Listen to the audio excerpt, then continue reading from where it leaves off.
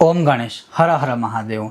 अब आपने एक बहुत ही बारंबार एक व्रत या शब्द सुना होगा, नक्त व्रत कि नक्त भोजी। अब ये होता क्या है? बहुत लोगों के मन में ये प्रश्न उठता है और बहुत लोगों ने मुझे व्हाट्सएप के माध्यम से पूछा भी है कि ये नक्त भोजन क्या होता है या नक्त व्रत क्या होता है। और यही सेम प्रश्न श्रावण मास महात्म्य की कथा में स्कंद पुराण पद्म पुराण के अंतर्गत सनत कुमारों ने भगवान शिव जी को, ईश्वर को पूछा था और भगवान ने जो उत्तर दिया था बहुत ही सुंदर कि नक्त भोजन क्या है और खास करके श्रावण माह में कोई नक्त भोजी रहता है तो उसका फल क्या है, वही आज आपको मैं श्रवण करवाऊंगा। अगर आपको यह विषय वीडियो पसंद आए लाइक करें, शेयर करें, चैनल पर नए हो तो सब्सक्राइब कीजिएगा। अब भगवान कहते हैं अर्थात ईश्वर ने सनत कुमार को कहा, हे योगीश, जो कोई भी विद्वान मनुष्य या जो कोई भी मनुष्य श्रावण मास में नक्त व्रत का संकल्प करता है या करेगा, उसको 12 महीनों में नक्त व्रत करने जितना फल प्राप्त होगा। अब फिर से उन्होंने पूछा, किन्होंने? सनत कुमारों ने, कि ये नक्त व्रत होता क्या है? ऐसा तो कौन सा ये मतलब महाव्रत है कि जिससे 12 महीने का नक्त व्रत करने जितना फल प्राप्त होगा? तब भगवान ने कहा कि वैसे नक्त व्रत जो है वह सूर्यास्त से पूर्व, सूर्यास्त होने के 48 मिनट्स 48 मिनट या फिर करीब करीब अगर हम सिंपल लैंग्वेज में कहें तो 45 मिनट तक का जो समय होता है सूर्यास्त से पूर्व, सूर्यास्त से पहले का, उसे नक्त व्रत या नक्त भोजन उस समय को करना चाहिए, ऐसा भगवान ने कहा है। क्योंकि सूर्यास्त का समय हर जगह पर, हर एक जगह पर अलग अलग होता है, तो उसको काउंट करके ही, उसकी गिनती करके ही आपको उस तरह से चलना है।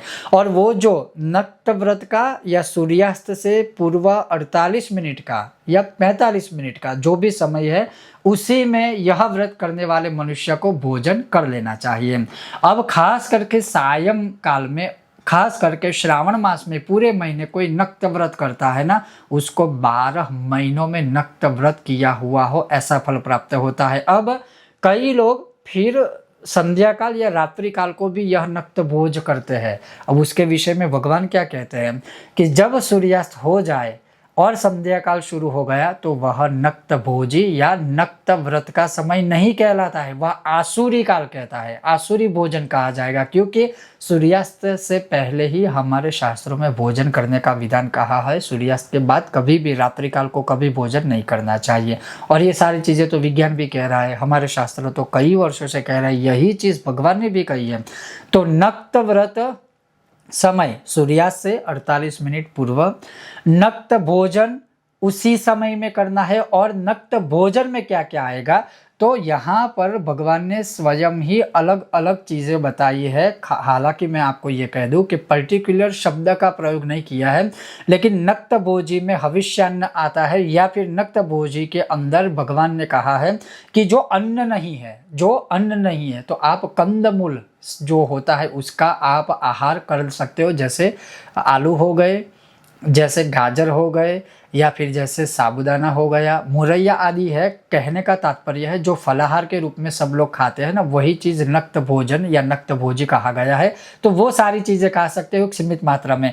अब भगवान इसका फल क्या कहते हैं कि जो कोई भी मनुष्य नक्त भोजन करता है तो वह पुत्रवान, संतानवान होता है, उसको पृथ्वी पर के समस्त योग और भोग आदि सब कुछ प्राप्त हो जाता है। अब नक्त भोजन का संकल्प कैसे करें?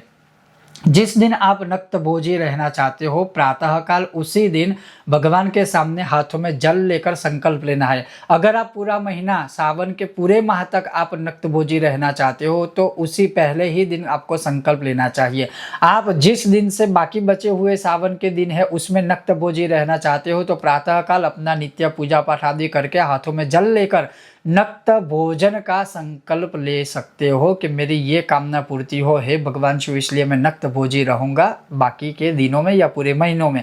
ये जो जल होता है हाथ में वह छोड़ दीजिए और ऐसा संकल्प। लेकिन आपने जब संकल्प ले लिया है तो उस संकल्प से आप मुक्त नहीं हो सकते हो, ये भी ध्यान रखिएगा। तो अगर आप पर्टिकुलरली पूरे महीने में नक्त भोजी रहना चाहते हो तो इस प्रकार से कर सकते हो। नक्त भोजन के साथ साथ भगवान ये भी कहते हैं कि पूरे महीने तक उस मनुष्य को शिवलिंग के ऊपर जलधारा अर्थात कंटिन्यूस जलधारा नहीं, लेकिन विशेष रूप से अभिषेक आदि भी प्रातःकाल आपको करना चाहिए, ताकि नक्त भोजी रहकर शिव उपासना हो जाए तो उसका पूर्ण फल आपको प्राप्त होगा। और जो कोई भी मनुष्य इस प्रकार से नक्त भोजी रहता है, नक्त भोजन आदि करता है, उसके पुण्य जो है विशेष रूप से बहुत बहुत सारे शब्दों में लिखित रूप में भगवान ने कहे हैं, बहुत प्रकार के भिन्न भिन्न पुण्य फल प्राप्त होते हैं। लेकिन कहने का तात्पर्य सिर्फ इतना था, हूबहू शब्दशः भगवान अर्थात महादेव जी ने जो सनत कुमारों को नक्त व्रत नक्त भोजन बताया था वही मैंने आपको श्रवण करवाया। एक चीज मैं स्पष्ट करना चाहूंगा, भगवान ने सन्यासियों के लिए ना एक नक्त व्रत अलग से बताया हुआ जो थोड़ा इससे अलग है, अन्यथा गृहस्थों के लिए सभी प्रकार से यही नक्त व्रत नक्त भोजन है या नक्त भोज है और नक्त व्रत का समय है। आपको यह विषय कैसा लगा अवश्य बताइएगा।